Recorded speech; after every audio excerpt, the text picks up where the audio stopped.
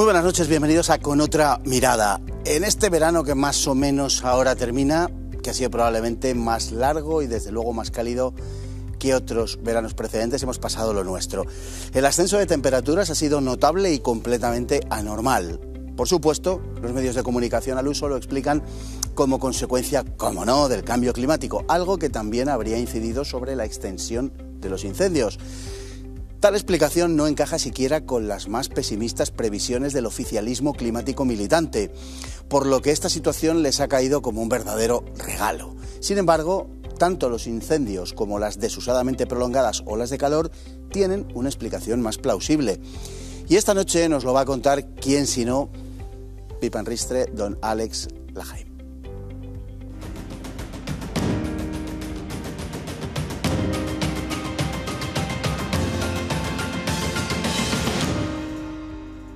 Y con esa mirada felina, decididamente felina, don Àlex nos acompaña a la vuelta del verano. Bueno, aún seguimos en el verano, pero bueno, a la vuelta de estos meses de julio, agosto. En fin, ¿qué tal ha ido todo? Razonablemente bien, pasando calor en Madrid. Hemos sobrevivido a la canícula. Bueno, pasando calor en Madrid, bueno, en el Madrid rural que usted se gasta, que es un Madrid ya guadalajareño, alcarreño, sí. Vegas del Tajuña. Sí. Que es otra cosa dentro de todo, por lo menos no tiene que aguantar el asfalto, no, eso se agradece. Los coches, los atascos. Se agradece bastante, sí. Bueno, pues sabe usted perfectamente, mejor que nadie, la cantidad ingente de temas que tenemos entre manos, pero dos fundamentales, porque han sido portadas de los medios de comunicación, fundamentalmente los incendios y las anormalmente altas temperaturas que hemos pasado este mes de julio, agosto, sobre todo julio, ¿no?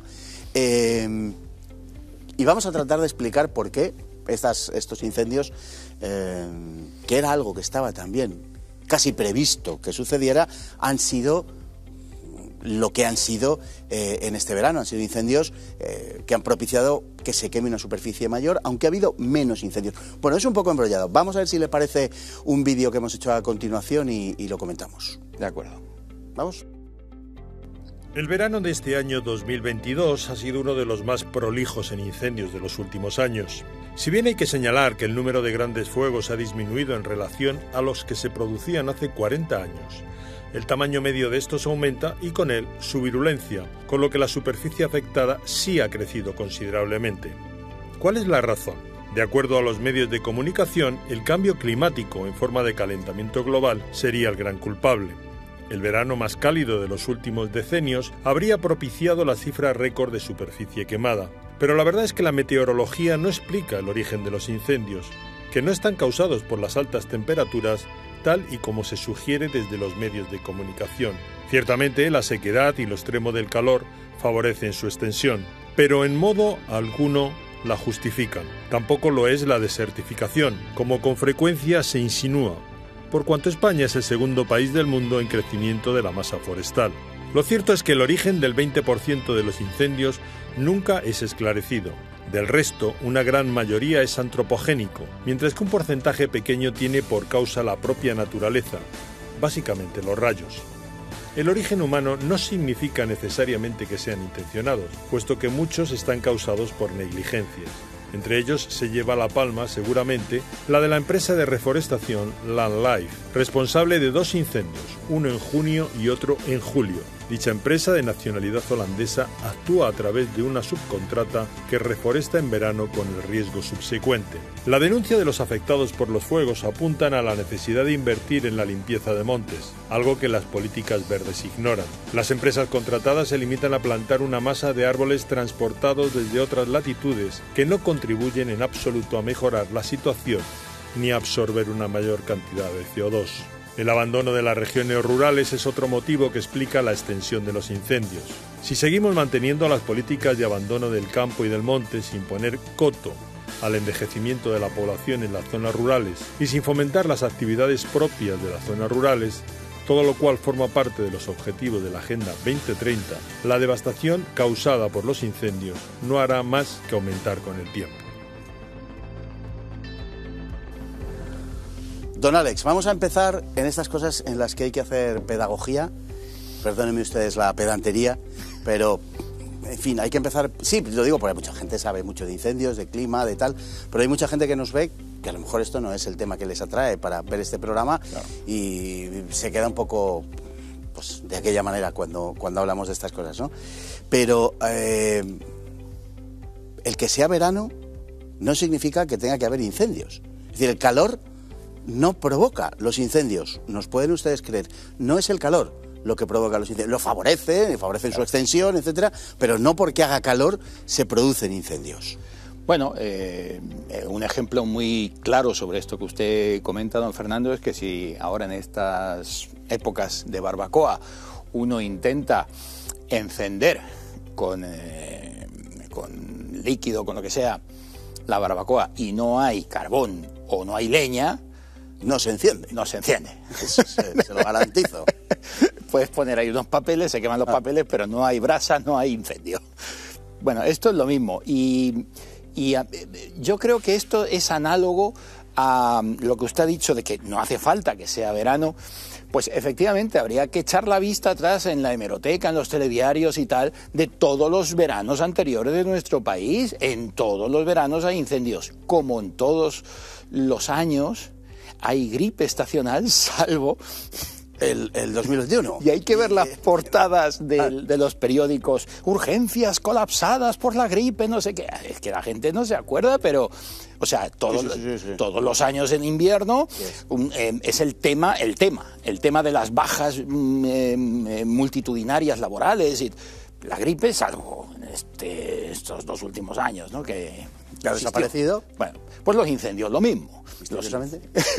Sí, los incendios, lo mismo. Que por cierto, he leído, me voy del tema, pero... Váyase. He leído ayer o antes de ayer, no me acuerdo cuándo fue, hace 48 horas como mucho, que ya aprobaban la distribución del test de antígenos que ya puede distinguir entre la gripe, el catarro y el COVID. ¿Qué pasa? Que hasta ahora los test existentes no distinguían. Claro, pero es que partíamos, tenga usted en cuenta una cosa, partíamos de que ya no existía la gripe. Claro. Si ya no existe la gripe, todos los resultados positivos de ese test necesariamente tenían que ser atribuibles al COVID-19. Lo que está por ver es si ya no existía la gripe. Exacto. Pero bueno, en fin, don Alex, ya me entiende usted, ¿no? Pues esto de los incendios, don Fernando, es lo mismo. Todos los años ha habido incendios en nuestro país. Somos zona mediterránea. El sol ataca de cuajo en toda la franja mediterránea, no solo en España, en Portugal, en Italia, en Grecia, en Marruecos, todos los que metemos los pies en este mar nuestro, en el Mare Nostrum, todos estamos bajo la influencia del mismo clima y del mismo sol. Los incendios es algo repetitivo y estacional. Que se queme este año más o menos superficie no depende de que haga calor, que evidentemente no es un detonante el calor, como usted muy bien decía. Tú puedes encender una hoguera en pleno invierno. Claro. Y la puedes encender en Siberia, aunque haga 40 bajo cero, y tú enciendes la hoguera. Es más, es el momento más recomendable para encender una hoguera, iba a decir una higuera. No, una hoguera en pleno invierno, porque es cuando más se justifica, ¿no? Para darse calor. En fin, sí, indudablemente que... Otra cosa es que el calor favorezca no tanto la expansión del incendio, porque el calor lo genera la combustión de la llama, sino el que se quemen combustibles que de otra manera no se quemarían. Eso sí. No sé si recuerda usted, don Fernando, décadas anteriores en las que existía, incluso en el régimen anterior, en las que existía pues el ICONA. El ICONA pagaba a los habitantes del rural, de las aldeas, de los pueblos, etcétera, para que hicieran labores de prevención y de gestión de los montes y que se cuidaran esos montes, y entonces pues la gente salía pagada por el ICONA, salía a desbrozar maleza, talaba árboles muertos, limpiaba caminos. También se colocaban aquellos nidos de madera para los pájaros que había. Sí, señor. Sí. Que yo creo que en algún...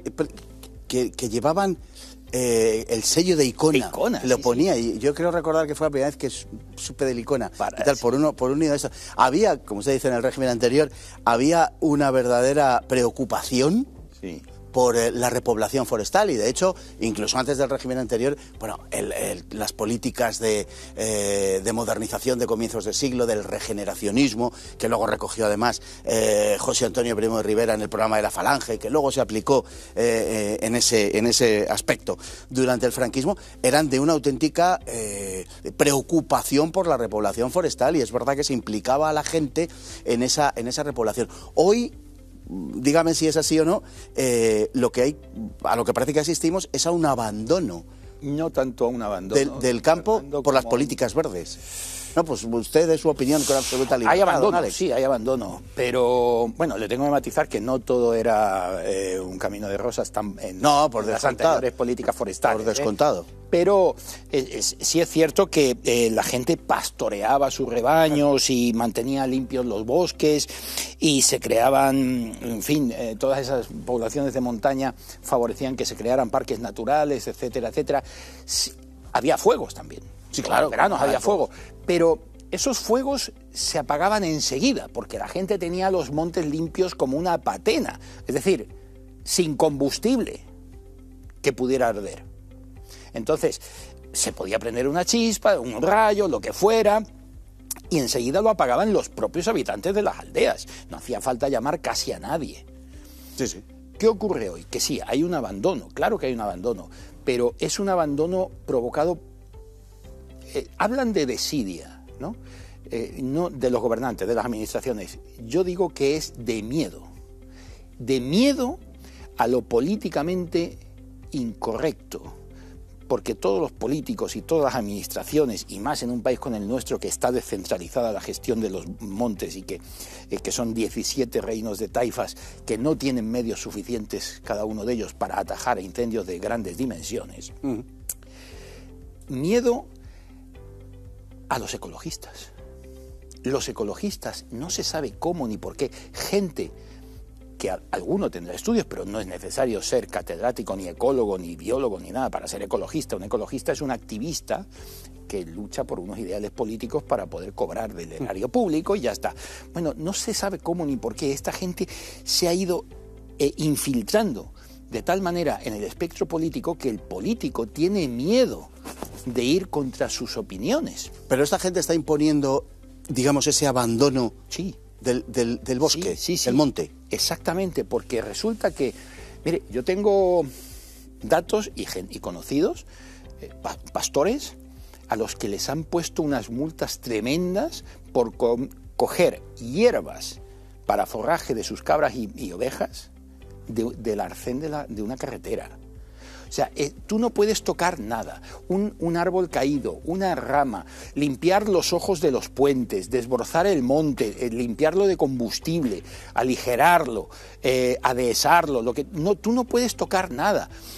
Fíjese usted, mire, tengo los datos aquí de los parques nacionales, de los incendios de este año en parques nacionales. Hay una plataforma, concretamente la de afectados por parques nacionales, que denuncia, por ejemplo, en Cabañeros, Ciudad Real, denuncia esto que hablan de la desidia de las administraciones, en este caso sería de Castilla y La Mancha, ¿no? Bueno, han abandonado toda la gestión y las infraestructuras que digamos, hacen defensa contra los incendios. Eso lo han abandonado. La limpieza de los caminos, de los cortafuegos. No se atreven a tocar una ramita que haya en el suelo, porque los ecologistas dicen que hay que dejar el monte tal como está. Sí, sí. Entonces, claro, hay una concentración de combustible vegetal en las fincas del parque, y claro, las fincas del parque, pues el 45% del territorio de Cabañeros son fincas particulares. Fincas particulares a las que se les prohíbe gestionar de manera preventiva su propio suelo contra los incendios. Las multas son tremendas, tremendas. O sea, tú no puedes hacer absolutamente... ¿Hablamos dentro de la finca? Dentro de la finca. O sea, no pueden tomar las medidas que se han venido, por otro lado, tomando desde tiempo inmemorial para prevenir los incendios. No se puede porque es modificar el entorno. Se ha legislado de tal manera, en todas las comunidades autónomas, de tal manera y además más en los parques nacionales, que claro, como tienen la categoría administrativa, son parque nacional, ya ni siquiera es tuyo, pero claro, resulta que hay parques nacionales como Cabañeros o como Picos de Europa, que tiene pueblos dentro del propio parque. Sí. Cabañeros era un coto de caza, todo aquello.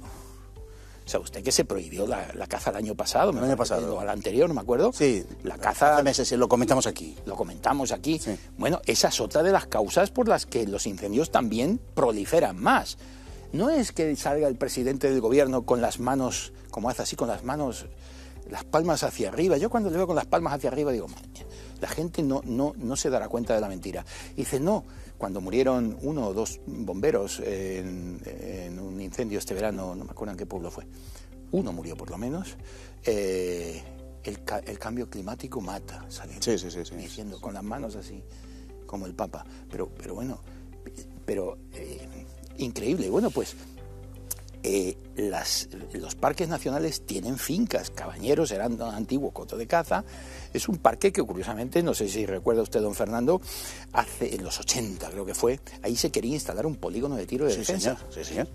Fue José Bono quien, por las motivaciones que fueran, por los intereses que fueran, que no lo sé. Alguno tendría.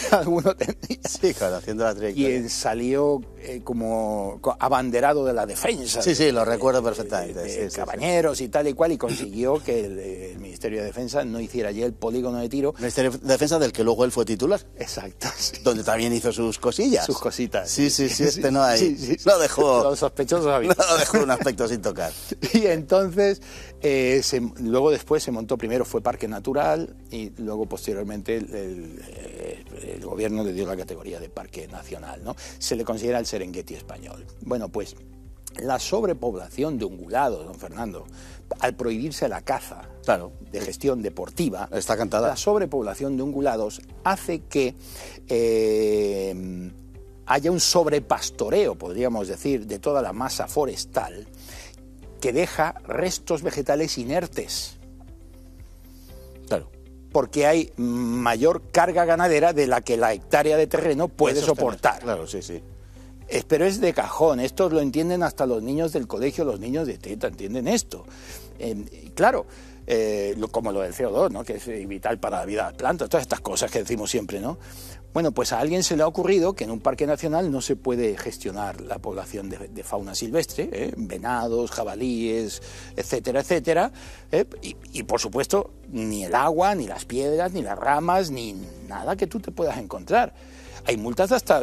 Tengo aquí unas fincas, 234.000 euros de algunas fincas particulares de Cabañeros que dijeron no podemos estar inactivos, hay que atajar el problema y controlar. Entonces, mantener por su cuenta los cortafuegos, los cortafuegos que ya existían, los caminos, las veredas, el desbrozado, hacerlo por su cuenta, 234.000 euros, alguna de las fincas que más luego que en Filomena, en el 2021, pues también la nieve hizo estragos y tiró todos los árboles, todo eso sigue ahí, nadie lo ha quitado, hay una comisión, me parece que sea el organismo de Parques Nacionales de Castilla-La Mancha.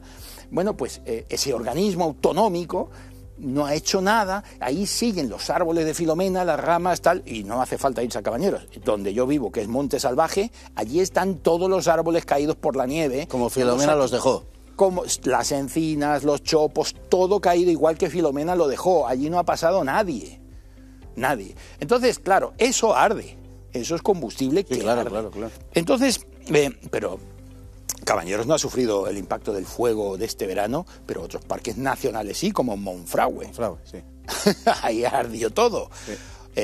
O la Sierra de la Culebra, en Zamora, que ardió casi la mitad de la Sierra de la Culebra, que sabe usted que es donde está la mayor población de lobos de nuestro país. Sí, ¿no? Una tragedia. Sí. Y además, la mayoría de los incendios, don Fernando, son provocados por un accidente, la mayoría, por causa humana.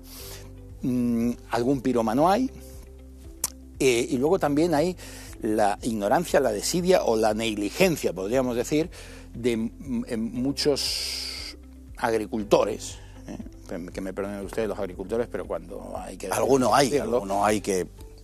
El incendio de en Navarra de las Bardenas, este verano, que azotó y pasó y destrozó el Parque Senda Viva, entre otros muchos lugares. Bueno, pues fue un agricultor que estaba cosechando y le saltó. Conozco a la gente, conozco a los que le conocen a él y me lo han contado con pelos y señales. Le dijimos, no salgas a cosechar, no sé qué. ¿A mí qué me vais a decir? Y salió a cosechar y un chispazo de la cosechadora prendió una piedra que prendió la paja y aquello fue incontrolable. Y cuando el tipo vio desde la cosechadora que tenía el fuego a sus espaldas, no se lo podía ni creer, pero se lo advirtieron. O sea, muchas veces es la propia negligencia del ser humano la que produce estas cosas, pero no el calor, no el cambio climático. Eso es, no. que es el camelo que nos quieren vender. Hay un caso que es el de la empresa Land Life, este verano pasado, que produjo ya por impericia, vamos a dejarlo ahí, en junio un incendio que fue, bueno, menor, pero que en julio produjo un incendio devastador a partir de la realización de determinadas... En Aragón creo que fue. En Aragón. Ateca. En Aragón, en Ateca. Ateca y otro pueblo más. Por la zona de Ateca. En fin, empresas a las que se les adjudica este tipo de labores, que subcontratan a gente que no está preparada, porque es gente que se dedica a esto, y 3 meses después se están poniendo copas en Ibiza. Es que es la precariedad en la que estamos, y hay que decirlo así, y por tanto, en fin, no son particularmente especializadas en este asunto, y que, bueno, pues liaron la mundial con uno de estos incendios. Esta empresa tenía una subcontrata con todos los permisos para bienes legales habidos y por haber, por lo visto. Creo que el caso sigue bajo investigación. No he visto en las portadas de los periódicos que haya ninguna novedad. Ellos se han disculpado, han pedido perdón. Es una empresa que se dedica al greenwashing, al lavado verde. Entonces, ¿qué es lo que hacen? Pues lo que hacen es reforestar terrenos que estaban degradados, les contratan para eso y así compensar el CO2, para crear arbolado que de alguna manera absorba el supuesto exceso de CO2 y que lo absorba la masa vegetal, ¿no? Bueno, pues estaban en estas y una chispa de la máquina, lo mismo, prendió una piedra. En estas épocas de agosto, de julio a agosto, un chispazo de esos hace que se prenda un fuego en 3 minutos. O sea, porque tú no te das cuenta normalmente del chispazo y sigues para adelante. Eso empieza a prender, empieza a expandirse y cuando te quieres dar, en 5 minutos hay un incendio declarado. Y las brigadas llegan mucho más tarde. Lo que le decía, antes se hacía todo esto, se cuidaba el monte, no había ecologistas, no había políticos, se cuidaba el monte y no prendían apenas los fuegos. Había, como todos los años. Ahora tenemos a la UME. Tenemos los bomberos forestales, tenemos hidroaviones. Mire, hablando de tenemos el titular que estamos viendo ahí. Si me lo ponéis tan complicado, sacadme de imagen si sois tan amables, porque es que si no, ya hasta ahí no llego. Una empresa de reforestación causó el incendio de Ateca y es la segunda vez que le sucede. Estamos desolados y devastados. Más devastado quedó el campo. Quedó el campo. Sí, lo que decía, esta empresa se ha disculpado, ha dicho que, bueno, como el rey, no volverá a pasar. Y está investigando a ver qué ha pasado. Es una subcontrata que dicen ellos que tenía todos los parabienes legales. Pero hoy en día, como le decía don Fernando, tenemos hidroaviones, helicópteros, la húmeda, no sé qué, no sé cuánto, y hay más incendios que antes, don Fernando. Y además le tengo que decir una cosa, y esto es, señores espectadores, demoledor, esto es irrebatible. Los incendios de este verano y de todos los veranos anteriores no se dan en cotos de caza. No, se dan en parajes naturales protegidos, en parques naturales, en reservas, en todo lo que está gestionado políticamente bajo la influencia ecologista. Ahí es donde se dan los incendios. Es que esto hay que decirlo. En lo que gestionan particularmente sus dueños, ahí no hay un solo incendio. Está en la estadística. Es que nadie despierta y lo ve. Y se cree al señor con las manos y las palmas hacia arriba diciendo el cambio climático mata. Es que no tiene vergüenza el tío este. Bueno, es que, claro, que todo es bueno para el convento. Entonces, quiero decir, cualquier cosa que suceda, si hace calor, si hace frío, si hay incendios, si no los hay, si deja de haberlos, si suben las temperaturas o si bajan, todo lo utiliza para lo mismo. Ya hemos visto pues una utilización verdaderamente obscena de los incendios durante este verano a favor de las tesis del cambio climático. Vamos a ver ahora unas imágenes, vamos a ver ahora un vídeo precisamente al hilo de toda esta historia del aumento de temperaturas que ha tenido lugar este verano, que efectivamente está medido por AEMET.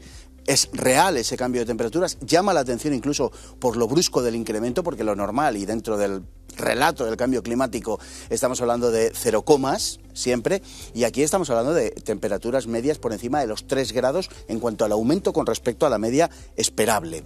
En máximas, en mínimas están por encima de los 2 grados. Es decir, es un aumento muy llamativo, casi sin precedentes, y que cuesta achacarlo verdaderamente al cambio climático. Estaba explicado y estaba anunciado desde el mismo casi inicio del invierno de este año 2022 y probablemente no se debe ese aumento de temperaturas al cambio climático, sino que se debe a un factor diferente y distinto que, por cierto, fue ya enunciado y anunciado por la NASA.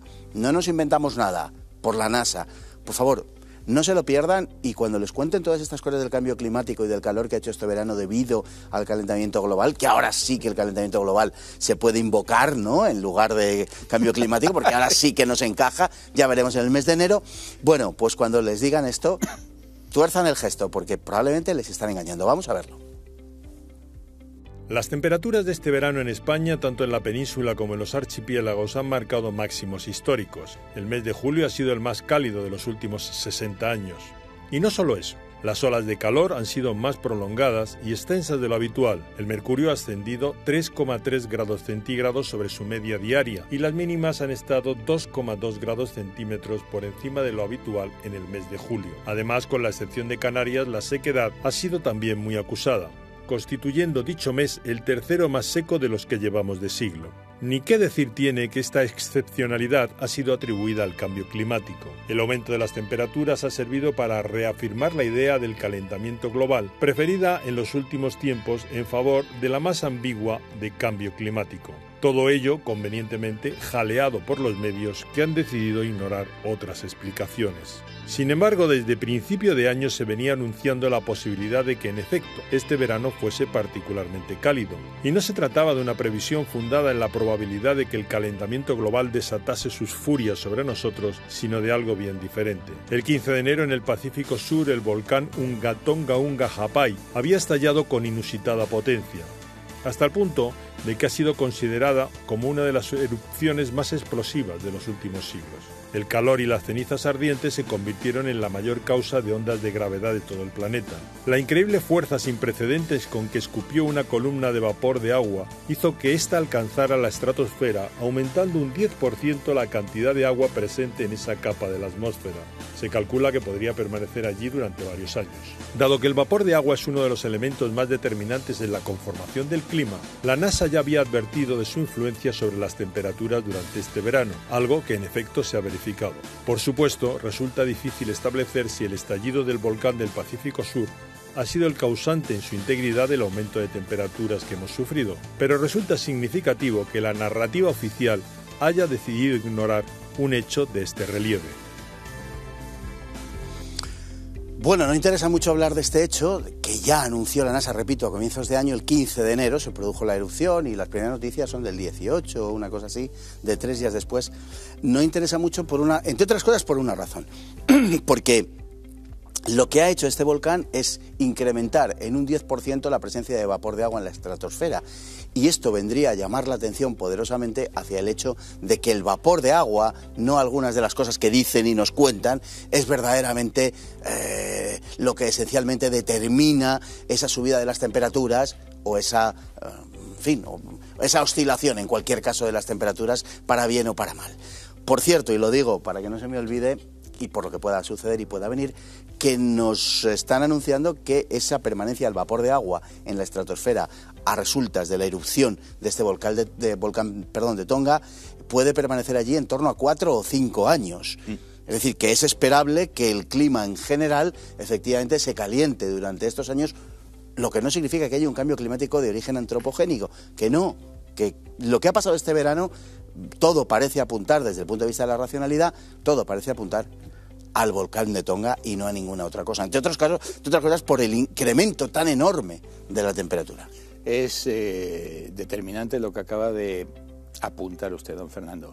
Esta noticia del 15 de enero, bueno, el 15 de enero erupciona el 18, sí. De la NASA, no abre telediarios, no, ninguna portada de prensa, ningún programa de radio, nadie se entera de que existe el volcán Hunga Tonga Ha'apai en el archipiélago del Reino de Tonga, nadie se entera.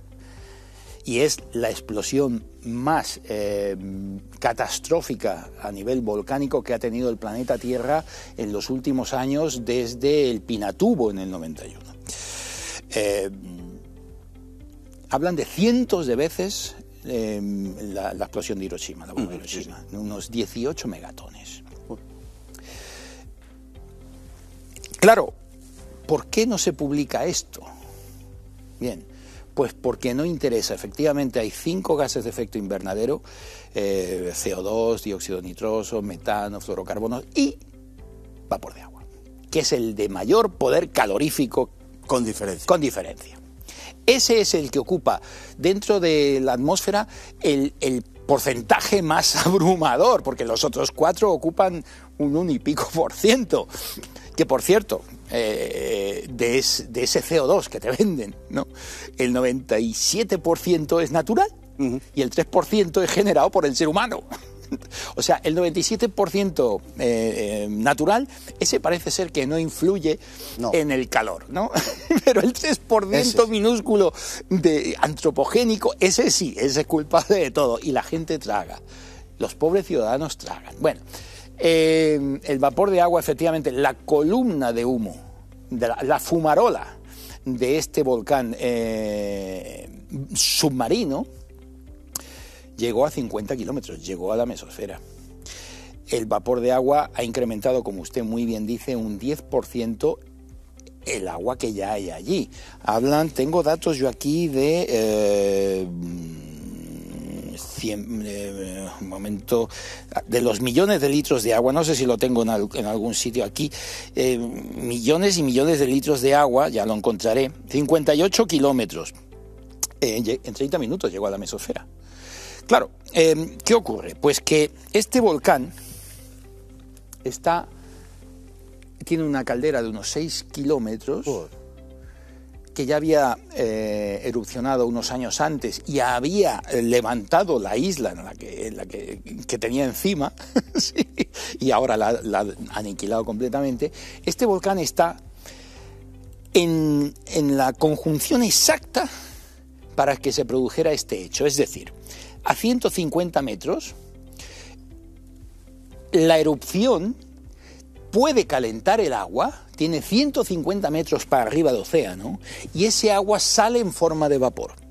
Si hubiera estado... Tiene 150 metros desde la boca... Sí, hasta la superficie del mar. Hasta la superficie. Y con una extensión, con un diámetro de 6 kilómetros. Claro. Entonces, ¿qué ocurre? Si hubiera estado mucho más profundo, el propio mar habría colapsado el calor, habría ocultado, habría mitigado esa explosión y prácticamente no hubiera pasado casi nada. Si hubiera habido, pues yo qué sé, si hubiera estado en una fosa abisal, ¿no? Bien, si hubiera estado más arriba de los 150 metros, imagínese, a 20 metros, no le da tiempo al agua a calentarse. Y sale todo el dióxido de azufre, la ceniza y tal, y muy poco vapor de agua. ¿Qué ha ocurrido en este caso? Pues que se han unido una serie de factores, entre ellos la distancia justa para que le diera tiempo a calentarse el agua y subiera a 58 kilómetros la estela, el hongo, ya como agua vaporizada. Algo que no había pasado nunca, porque en el resto de los volcanes, don Fernando, y esto de los volcanes se lleva hablando por todos los miles miles de científicos a los que llaman disidentes de la misión oficial del IPCC, ¿verdad?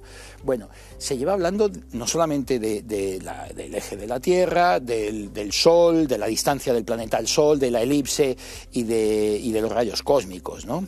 No, también se habla de las erupciones volcánicas y siempre que algún científico ha enunciado, oiga, que los volcanes tienen mucho que ver, le han dicho que era un negacionista, que era un bebé, bueno, bebé lejías, ¿no? Que no, pero un bebé vapor de agua. Sí, o sea, lo peor, aunque seas un premio Nobel, aquí no es... Sí, eso no te exonera de ser acusado. Porque eres Nobel en física y te dicen, bueno, pero es en física, usted que sabe del clima, como si la climatología fuera una... No tuvieras. Bueno, el caso es que siempre se ha denostado el factor volcánico, la vulcanología, en el tema del clima. Este volcán ha echado no sé cuántos millones de litros, creo que hablaban de 58.000, porque sabe que ahora todo se mide en campos de fútbol o en piscinas olímpicas. Sí. Creo que hablaban, por no buscarlo, de 58.000 piscinas olímpicas. Sí. Bueno, una barbaridad.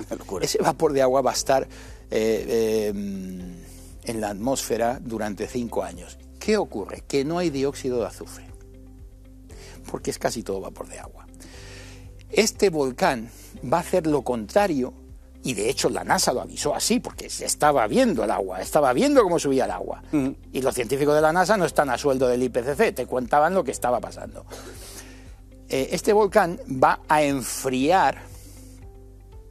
calentar, a diferencia de los otros volcanes que, debido a la capa de ceniza de dióxido de azufre y de elementos minerales, lo que hacen es oscurecer. Oscurecer y en consecuencia enfrían. Enfrían porque, claro, los rayos del sol no se absorben, sino que rebotan. Claro.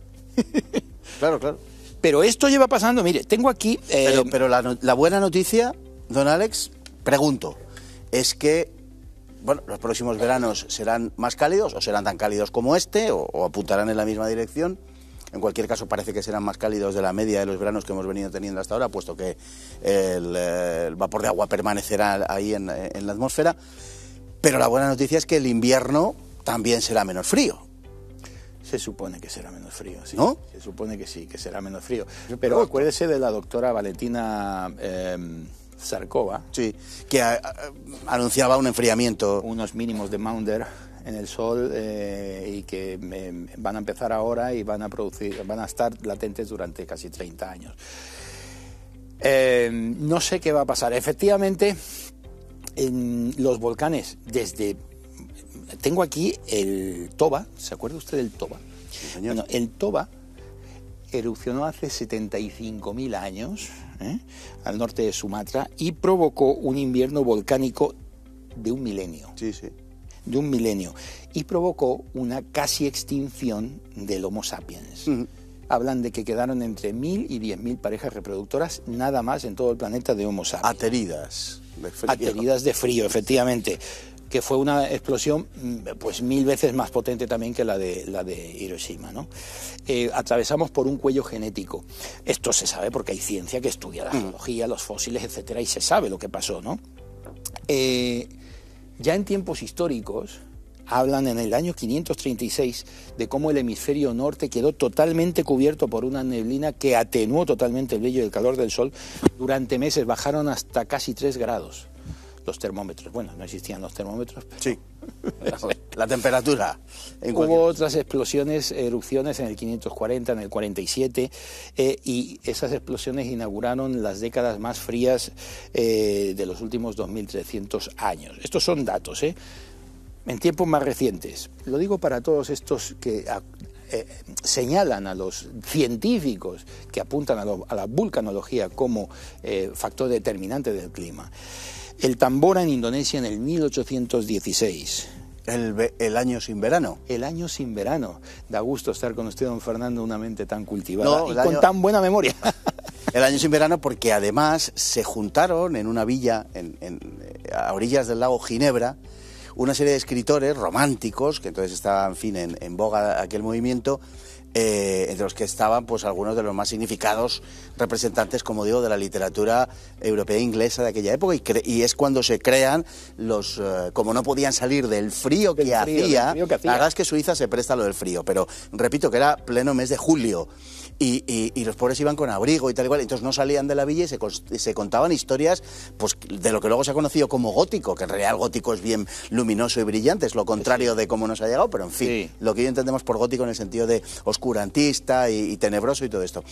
Y es donde nace, bueno, está Mary Shelley, es donde nace el mito de Frankenstein, etcétera. Es decir, y todo eso fue impelido por el espíritu de la época, por el romanticismo, pero también porque no podían salir a la calle del frío que hacían en pleno verano. Es decir, de esto tenemos testimonios escritos, por supuesto, de hace 200 años, bien recientes desde el punto de vista histórico, y como dice don Alex, no hay lugar a la duda. Es decir, son documentos y testimonios plenamente históricos. Lo digo por aquellos que, como señalaba don Alex, se niegan a reconocer la influencia de la vulcanología, de los volcanes en el clima, cuando en muchos casos puede ser determinante y puede que estemos ante uno de esos casos. Sí, bueno, y el Tambora no fue el peor fue en 1883, también en Indonesia, el Krakatoa. El Krakatoa enfrió la Tierra, porque claro, allí son volcanes que no tienen fumarola de agua, sino de dióxido de azufre, de lava común, de ceniza, etcétera, ¿no?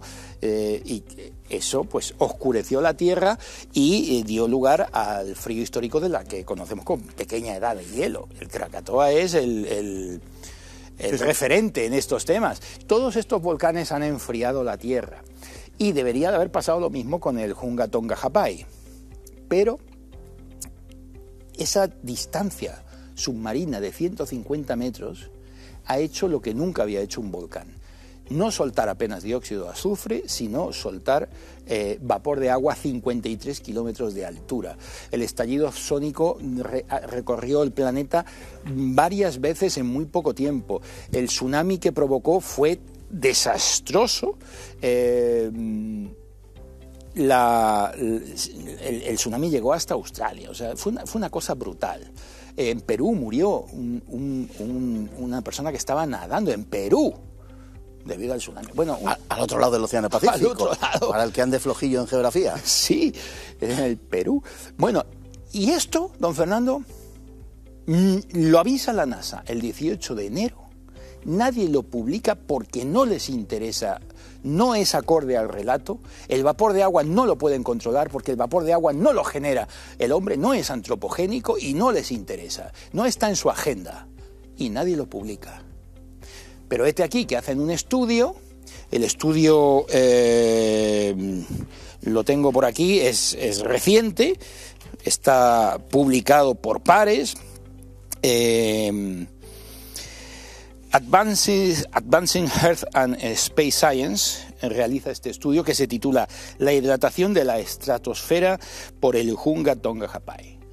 Esto está publicado y revisado. De ello se hace eco National Geographic, que lo publica y habla de los miles de millones de litros de vapor de agua que la columna inyecta en la atmósfera y que podrían incluso afectar a la capa de ozono. Habla de las 58.000 piscinas olímpicas. Y, claro, el dióxido de azufre tiene propiedades refrigerantes, el vapor de agua tiene propiedades caloríficas. Claro. Esto es de hace poco, esto es de ahora. Nadie se hace eco, y tengo que romper una lanza aquí, salvo ABC. Sí, José Manuel Nieves. Que es compañero mío en otras colaborador en el programa de Iker Jiménez. No, vamos a aquí no regateamos ninguna realidad. Y que es una... Bueno, yo le tengo que decir que el digital de ABC, en gran medida, lo leo por el señor Nieves, del cual, en ocasiones, de algunas de sus conclusiones o tal, discrepo, pero que verdaderamente merece la pena. Y ha mostrado su valía, su valentía al publicar esto, porque efectivamente, que yo sepa y que usted sepa, ha sido el único que ha hecho referencia a este hecho. Sí, es el periódico disidente en este caso. José Manuel, compañero, yo alabo su valentía. O sea, bien es cierto que le pone una vela a Dios y otra al diablo, y que sí, que tal, que cual, pero tiene los arrestos de ir contra el oficialismo y decir, señores, este volcán erupcionó en enero, la NASA lo avisó, el estudio lo publica también National Geographic. Esto es lo que hay. Los científicos dicen que vamos a tener 5 años de calor por este vapor de agua excesivo que tenemos en la atmósfera, y lo dice. Sí, sí, eso es así. Eso yo es el único que lo quito publica. el sombrero, chapó por mi compañero Nieves, porque es que todos los demás son unos acojonados. Todos los que escriben no se atreven a abrir la boca. Por matizar, ¿no? Lo de acojonados es por matizar. Sí. No, pero es verdad, es decir, no tienen el cuajo de decir, señores, aquí se ha publicado, hemos publicado la NASA, ha publicado una noticia sobre esto, avisando de lo que iba a suceder, y resulta que ustedes están callados como momias del... Y sale el otro con las palmas hacia arriba diciendo, no, es que el calor de este verano mata. Claro. ¿Y qué pasa? ¿No te llegan a ti los informes? O que hay, pisando lo de antes, hay parques nacionales que no se pueden ni pisar de la maleza que hay. Los bomberos no pueden ni entrar. Entonces, este volcán, que no está muerto, que sigue allí, a 150 metros. Que está de parranda. Bajo el agua. Sí, sí. No sabemos cuándo va a volver a escupir sus regalos. Sí, porque esa es otra, ¿no? Podría volver a entrar en erupción, podría recuperar la actividad. Sí, sí. Y entonces ya para qué queremos más. Y los del reino de Tonga han tenido que evacuar todos, que por cierto es reino. Es reino, sí, hay un rey de Tonga. Sí. Están los pobres ahí acojonados con el volcán también. Normal. En el caso de los de Tonga se ve normal. Sí. O sea que tenemos que tener cuidado porque en efecto se puede recuperar esto. Sí, pero pasará lo de siempre. A nosotros nos escucharán los que nos escuchen o nos vean en la tele. Nadie publicará nada, aunque sepan que lo ha publicado ABC o lo hemos dicho nosotros o la NASA. Nadie publicará nada, y el relato oficial, el que se crea al ciudadano, es que los combustibles fósiles y el CO2 y el metano han provocado los incendios de este verano. El volcán no. El volcán no, porque es muy exótico, es una hipótesis muy exótica, que no es hipótesis, es prueba palpable, o sea, se ha medido el agua que hay. Sí. O sea, y es algo que contra eso que puedes hacer. Ya lo hemos dicho muchas veces, el vapor de agua es el determinante en el clima de la Tierra. No el único, el sol hace lo suyo, tal, pero el vapor de agua es determinante, porque las nubes son vapor de agua. Claro. Efectivamente, y eso es lo que se nos está hurtando. A nosotros lo que nos da coraje es ese miedo de los medios, ¿no? De no atreverse a decir las cosas, y esto lo que presupone, lo que supone, lo que demuestra y lo que nos muestra es que están al servicio de una causa determinada, de una causa que han prefijado como buena, que es la del cambio climático, y que hay que aceptar con los ojos cerrados frente a la evidencia. ¿Por qué callan los científicos? Bueno, no nos da tiempo hoy a tratar ese tema, pero la próxima semana, Dios mediante, sí que hablaremos de todo el trasfondo que está habiendo en torno al IPCC, al cambio climático, a las denuncias acerca de las posiciones de determinados científicos, porque frente a lo que nos están haciendo creer, está muy lejos de ser cierto que la comunidad científica, eso que se llama un tanto pomposamente la comunidad científica, sostiene al respecto de este tipo de temas una única opinión, ni muchísimo menos, y hay muchísimo más de fondo. Nos quedan 2 minutos, pero si podemos ir adelantando algo de lo que hablaremos, pues sí, por otra parte. Le voy a adelantar y le voy a acabar de explicar una cosita que no quería que se quedara en el tintero. Le va a encantar. El gobierno acusa como causa de los incendios al cambio climático provocado por la sequía. O sea, que el cambio climático ha provocado la sequía, ¿no?